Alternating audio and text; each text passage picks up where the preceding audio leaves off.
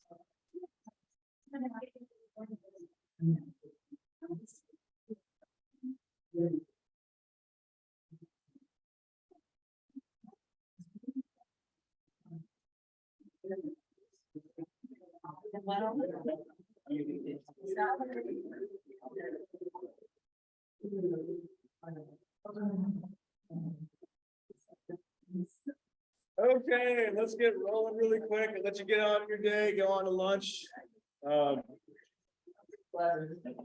Get all that good stuff. Cool? Maybe. We good? Can we start? Yes? No? Maybe? Okay, get started. Welcome to Market Mondays. Thank you guys for coming. Wow, it's a good crowd. Okay, so a couple of things. We're in a weird data information lull because the regional numbers and the MLS numbers come out around the 9th or 10th. So the new numbers are not out as of this morning when I checked.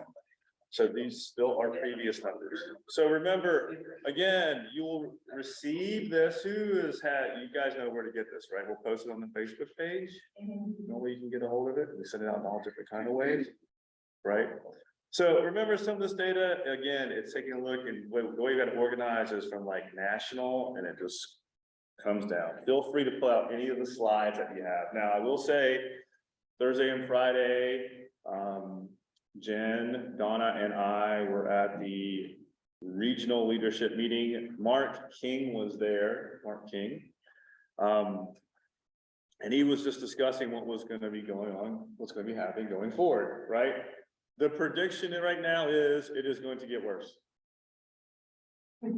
That's the prediction. That's what they said. Sales are gonna start, begin to fall. Yeah. Potentially more inventory coming on and prices beginning to slide, which you've kind of seen a little bit of this in the big metro areas, right? A little bit here.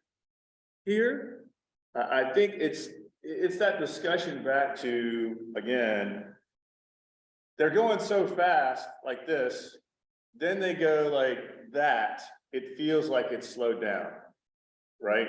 Now it's starting to go a little bit like this, right?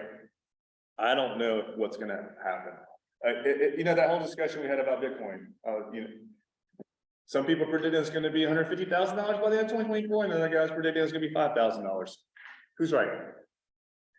I don't know. Barring, we don't know what's gonna happen in the economy, we have no idea. We got so many different factors going on, right? It's gonna be this push and pull of good news, but this is bad, bad news, but this is good, right? You probably hear that through earnings reports from companies, employment reports from the United States, all that kind of stuff is just push and pull, right? But again, you guys don't control what happens in the market. Not macroeconomic factors, right? Number of houses that are coming on the market, what the price is gonna be. It's gonna be, depending on what the supply and demand is, it is what's gonna be, right? So remember this, back to this came out in November. Okay, this is where home prices are falling. It's no surprise, all right?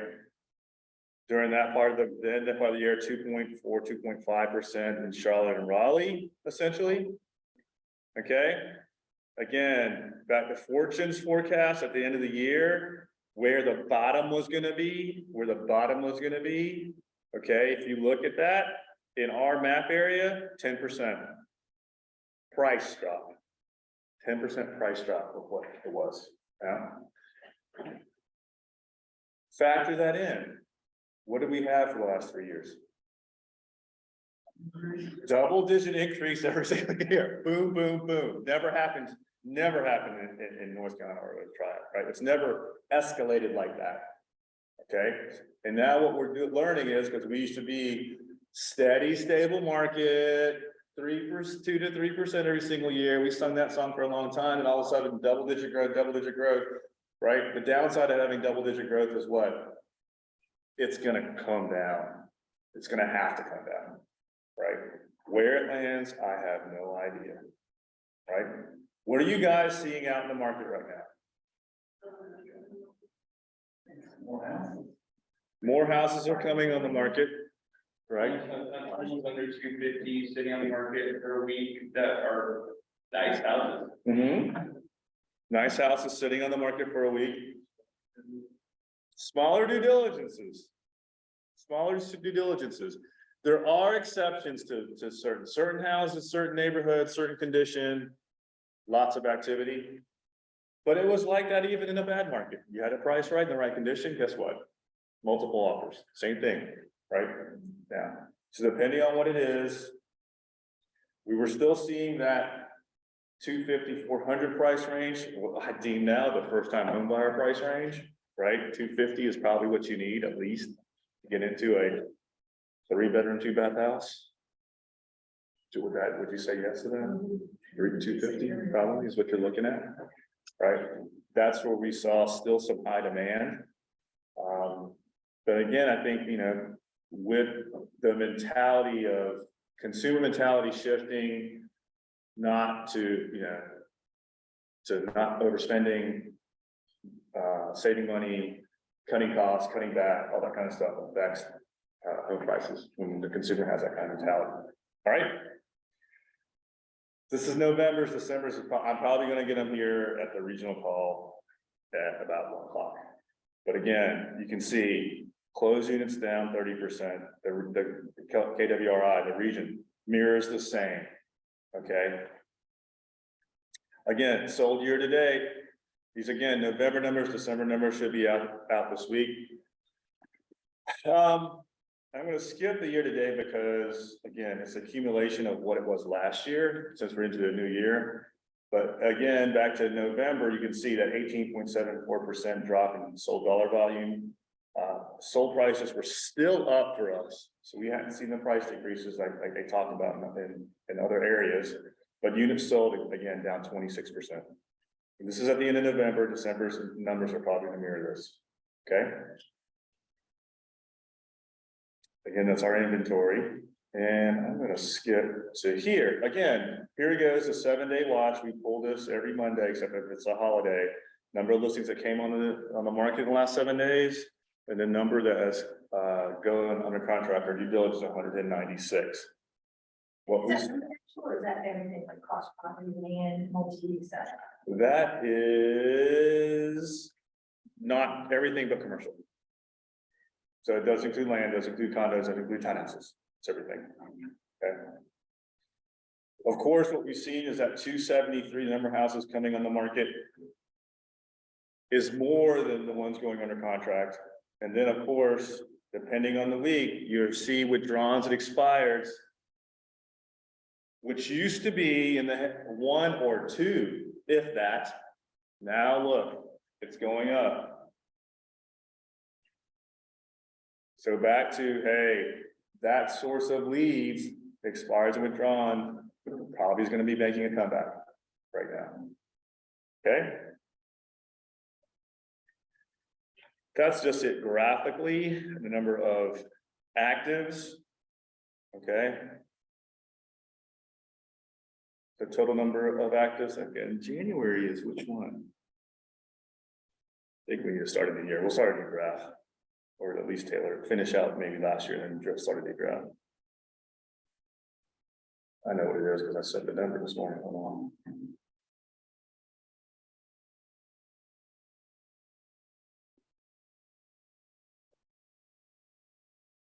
2566, it is, so it is that green one. That is the tail, right there. 2566. So. Total under due diligence. This is by week. All right. It's not zero, that's what matters. So I tell people, as long as it's not zero. Now, here you go, right? We expect a dip at the end of December. Why? Holidays. People got Christmas and New Year's off with a bang. You can see that we have had. Move that out of the way for you guys. Between the 2nd and the 8th, 5,200 showings. We haven't seen that if you look at that since October. So what does that mean? People are still looking, there's still activity. It's not, again, it's not zero, right? But this is just a feel of how much activity is going on. So maybe people are waiting for the beginning of the year and decided, hey, it's time to get back out there. More inventory dumps on, there's more choices for buyers, right? But even some of those properties that I looked at the showing, you know, like ones that were like around 200 to 250, that were like nice properties that were still sitting on the market. And I was checking the daily showings and, you know, there were probably 4 or 5 showings every day, you know, so people are still looking at them, just not putting in offers or getting offers accepted. Yeah, I mean, I think those people that have listings, right? You've got a lot of people circling a lot of times. We're interested.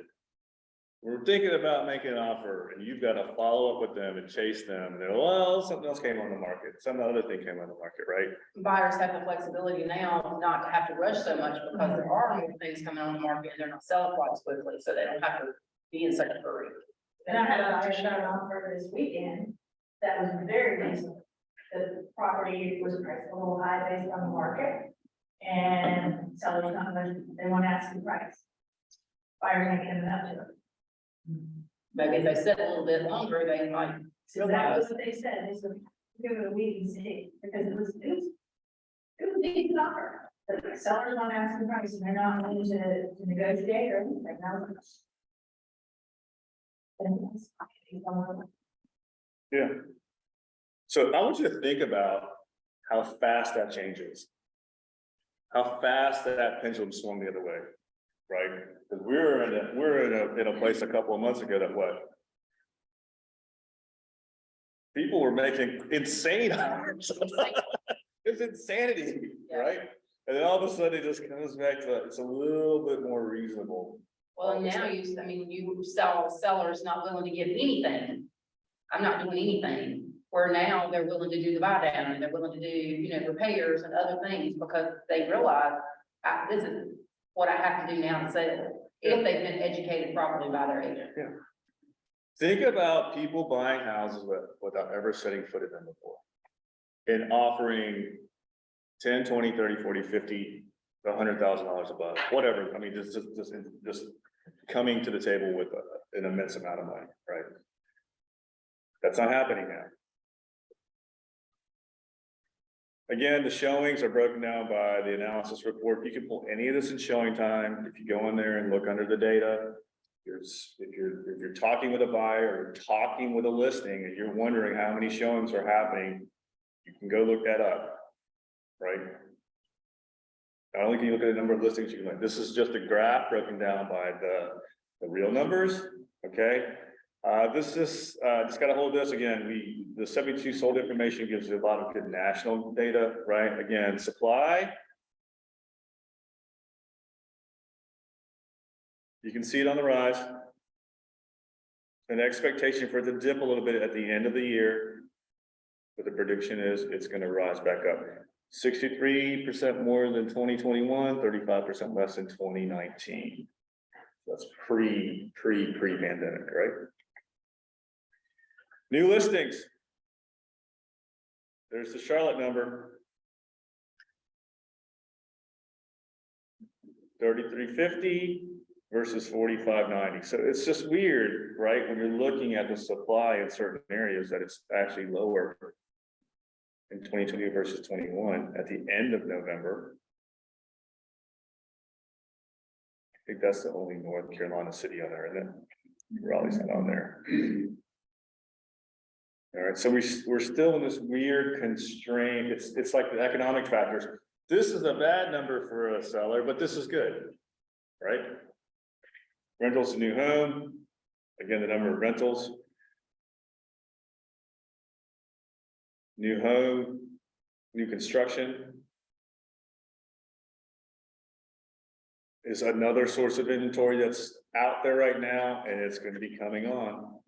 And I've seen an increase of what they're offering in commission on new construction drastically. So I've seen some that, obviously 2.5% is pretty common. I've seen 3.5%. I've seen 4, maybe 4.5%. There's one in retail, I think it was offering 4.5% buyer commission on new construction.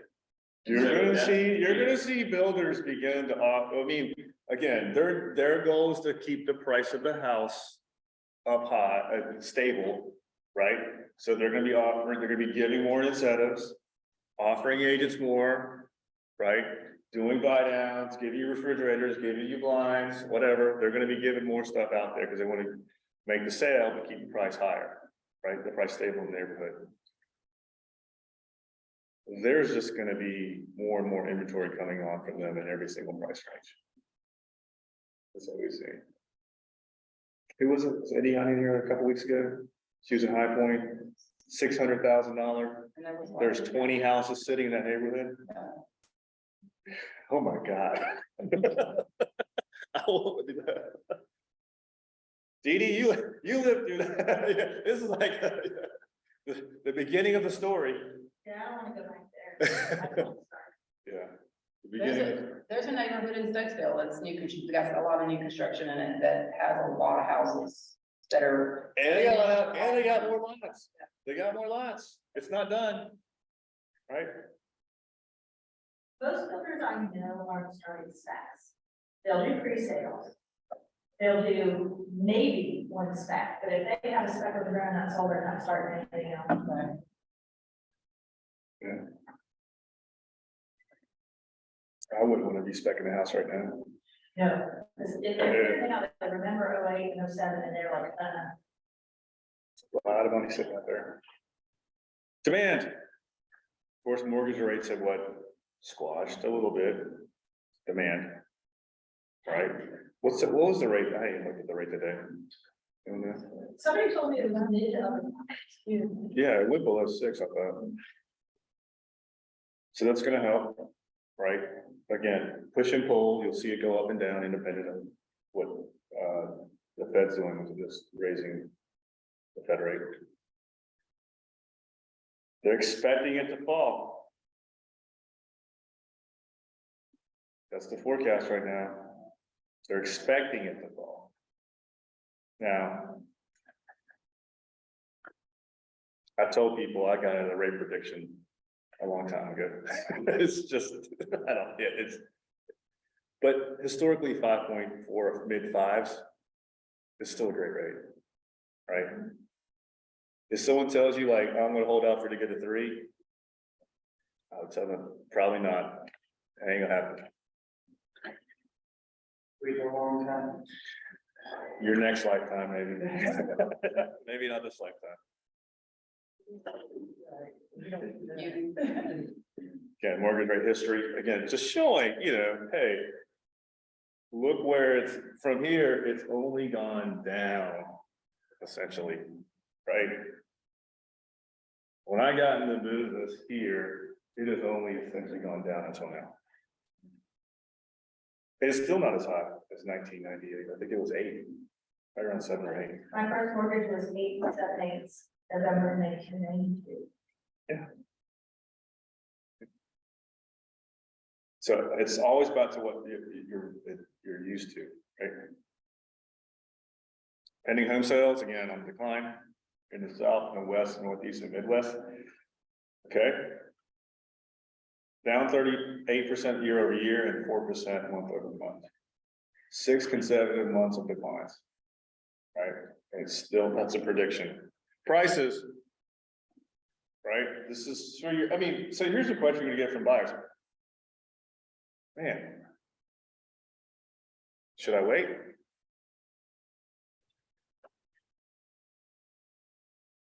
Here's how you should answer it. Why are you wanting to buy? Why? Why are you wanting to buy? Right? And it could be a simple no, because again, it's back to timing the market is hard.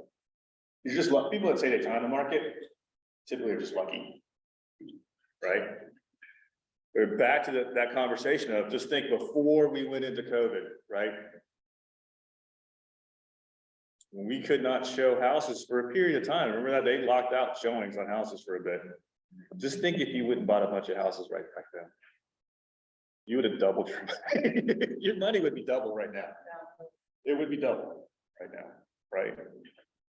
And back then, there was like this whole mentality of fear, the world's gonna end, whatever it's gonna, all that is in your mind, right? But if you look at it long-term, buying a house, keeping it for a long period of time, right, is gonna be a stable investment. It is something that they cannot just make. They can't make more land, right? So if you're gonna be in the house 5 to 7 years, you're gonna be fine. August, October close sales, contracts written through July through September, again, 0.53% month to month. And this is not, all the data is just pointing again to what's happening, close sales coming down, prices, pressure on prices coming down, home price forecast, again, coming down, right? This is through different places, Fannie Mae, Freddie Mac, MBA, HBS, Zelman, NAR.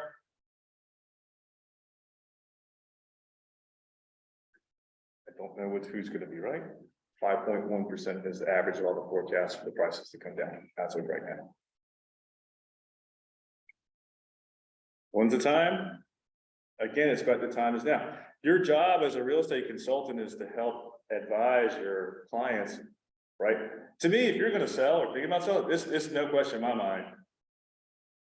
Just get rid of things. You're holding it like what? Something that's probably gonna be decreasing in price right now, right? Buying is a little bit trickier because of the rates and what people are used to. You gotta be able to advise them and say, this is not a short-term thing. This is a long-term thing. If you're renting, what is the interest rate? 100%. Everything you give away is gone, right? And remember, we had the last time that we were here, we had the thing from MegaCamp and showed the price, and if you took the money and you invested in the stock market and how much money that you would have, right? The question is, when are you gonna start that clock ticking? Even if you bought at the highest peak, right? You'd still be fine if you held on to it long enough, or you lived in the house long enough.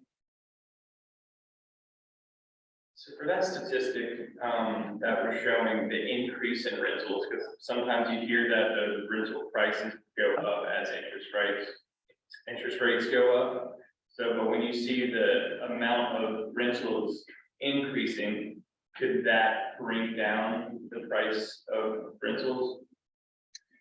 It can, but the rental market's a funny market because you have to think rental leases are normally year to year.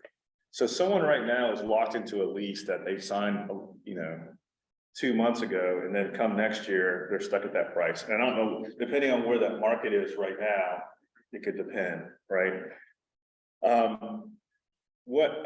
Locally, what I've seen is still prices remain relatively high with rentals, right? I haven't seen them in a sharp decline. I still think they are hard to get a hold of.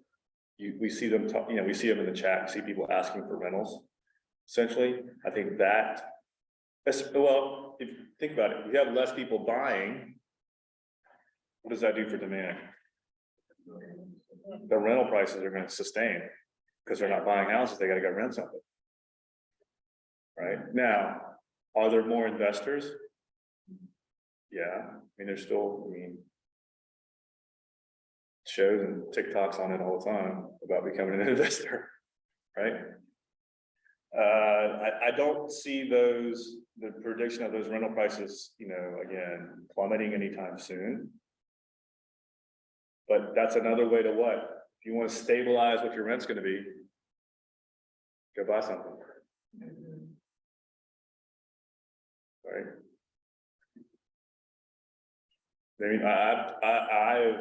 I don't know if has anyone had a client who was leasing a property and then they said, I want to go buy because my landlord just decided to raise my rent $500, $600, $1,000. Right? It's out of your control if you're a renter. I could just, all right, guess what? It's $800 more. Yeah. That's what the market's demanding right now. So, we were talking about, volatility of the market, not even just the real estate market, just like stock market and everything, would you rather have fixed payments in a volatile market or, possibly be paying more when you're unsure about your finances? Yeah, unsure, and then unsure, like, what if the landlord decides to sell? They're not even gonna increase your rent. They're like, I'm selling my place. I've had that happen too. They're like, let's take advantage of the market. Lease is done, I'm gonna sell it, and guess what you have to do? You gotta get out, you gotta go find a place, and good luck. Good luck.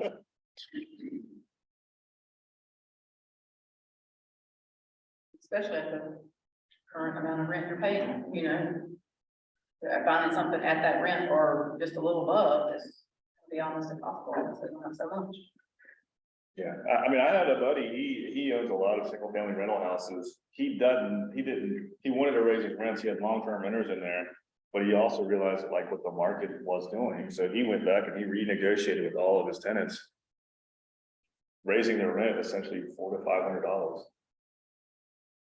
And these are just, 3-bedroom, 2-bath houses, like, they're probably about paying $2,000 going to $2,500. Somewhere around there in that $2,000 mark.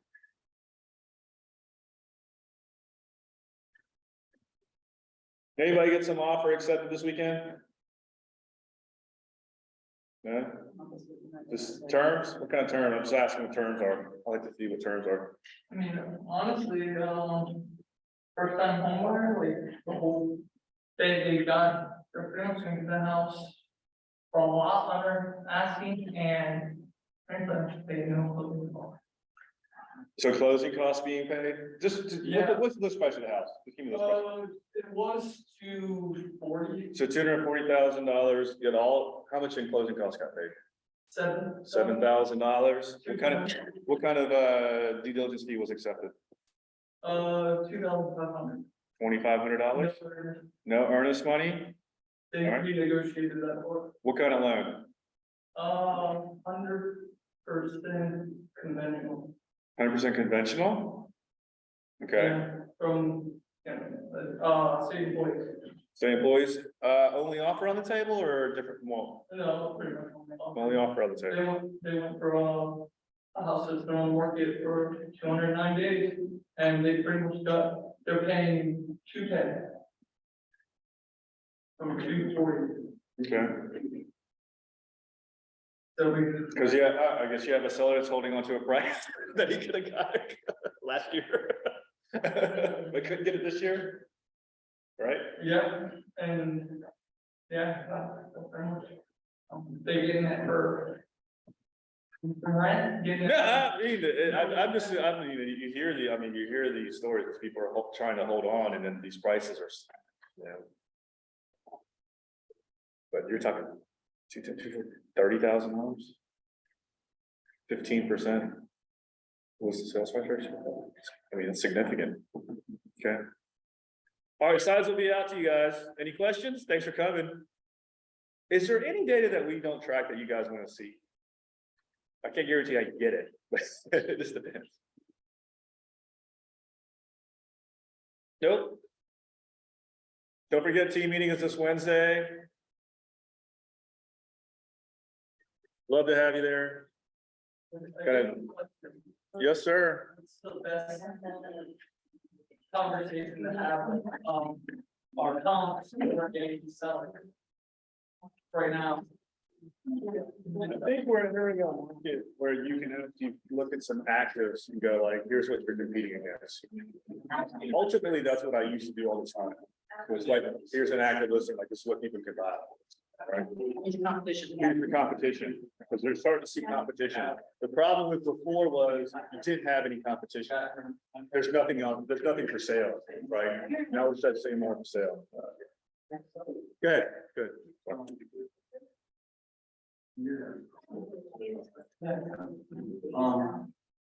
sure that they have.